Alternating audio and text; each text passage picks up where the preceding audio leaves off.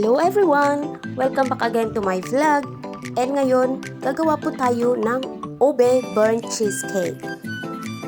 So, ito na po yung ating mga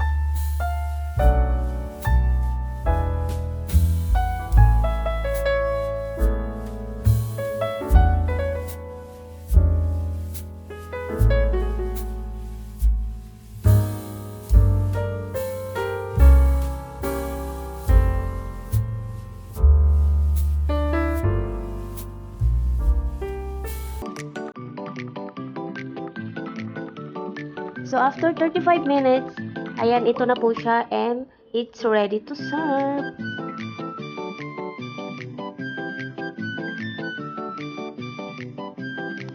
Tikiman portion na guys. Ayan, tignan nyo naman, medyo mainit-init pa pero excited na akong tikman kasi pong bahay namin ay nangangamoy cheesecake. So, dito ko na po tatapusin ang ating vlog for today. Thank you so much for watching. See you again on my next vlog. Bye-bye!